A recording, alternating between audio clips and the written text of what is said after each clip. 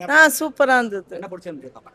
அதுல நல்லா இருந்தது. 2 பேருமே நல்லா நடிச்சிருக்காங்க. அது சண்டை வந்தது வந்து லவ்வர்ஸ்குள்ள சண்டை வரது சகஜம். ஆனா அத வந்து எப்படி எடுத்துக்கணுன்றது வந்து நல்லா புரிய வச்சிருக்காங்க.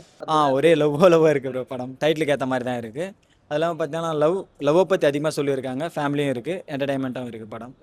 2 பேருமே நல்லா பண்ணியிருக்காங்க. எல்லாருமே நிறைய ஸ்டார்ஸ் போட்டிருக்காங்க. நிறைய பேர் ஆ, செல்வராகவன், ஆ, கே.எஸ். ரவிக்குமார் நல்லா நடிச்சிருந்தாரு. செல்வராகவனும் சூப்பரா இருந்தது. வனிதா கேரக்டர் நல்லா நடிச்சிருந்தாங்க. வனிதா ஹீரோ எப்படி நடிச்சிருந்தாரு? அது சூப்பரா இருந்தது. பவிஷ் இதில் என்ன சொல்ல வந்ததுன்னா, பசங்களோட லவ் எப்படி பொண்ணுங்க புரிஞ்சுக்கணும், பொண்ணுங்களோட பசங்க எப்படி புரிஞ்சுக்கணும், ஆப்போசிட்டாக நல்லா ரெண்டுமே ஈக்குவலாக காட்டியிருக்காங்க. ஹீரோவும் பெருசாக காட்டாமல், ஹீரோனும் கம்மியாக காட்டாமல் நல்லா ஈக்குவலாக காட்டியிருக்காங்க.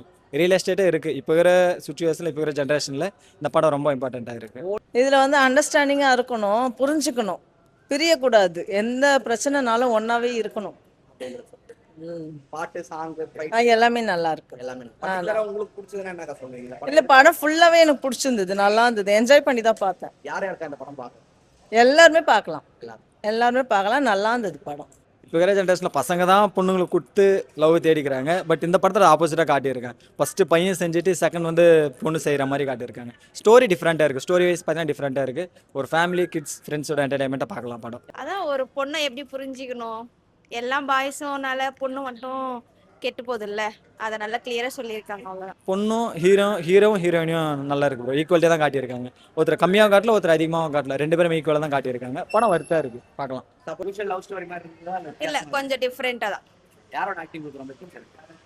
நாகதுர்கா, அதான் ஹீரோயின் நல்லா பண்ணியிருக்காங்க. பவிஷ் எப்படி பண்ணிருக்காரு? ஓகே, நல்லா தான் பண்ணியிருக்காரு. பர்టిక్యులரா உங்களுக்கு பிடிச்சதுன்னா என்ன சொல்லுவீங்க? இதுக்காக இந்த படம் பார்க்கலாம் பிடிச்சதுன்னா என்ன? எல்லா பாய்ஸ் தெரிஞ்சுக்கணும்ல, கேர்ள்ஸ் எவ்வளோ கஷ்டப்படுவாங்க. அதான் வேற யாரெல்லாம் இந்த படம் பார்க்கலாம்? ஃபேமிலி கூட தான் பார்க்கலாம். கே.எஸ். ரவிக்குமார் ஃபாதர் இது ரொம்ப ஹார்ட் டச்சிங்காக இருக்குது ப்ரோ. ஒரு பையன் அப்பா கிட்ட சொல்ல முடியாத சுச்சுவேஷன் இதில் படத்தில் அப்படியே காட்டியிருக்காங்க. அவங்க இந்த படம் பார்க்கணும்னு நினைக்கிறீங்க? ஒரு கிட்ஸு, ஃபேமிலி, ஃப்ரெண்ட்ஸ் என்டர்டைன்மெண்ட்டாக பார்க்கலாம். என்ன மெசேஜ் சொல்லுது இந்த படம்? சொசைட்டியில் உண்மையானவே பொண்ணுங்களோ பெருசாக பசங்களோ பெருசான்றது இதில் நல்லா தெரிஞ்சுக்கலாம். டுடே சினிமாவை சப்ஸ்கிரைப் பண்ணுங்கள், அந்த பெல் ஐக்கானை கிளிக் பண்ணுங்கள். தேங்க்யூ.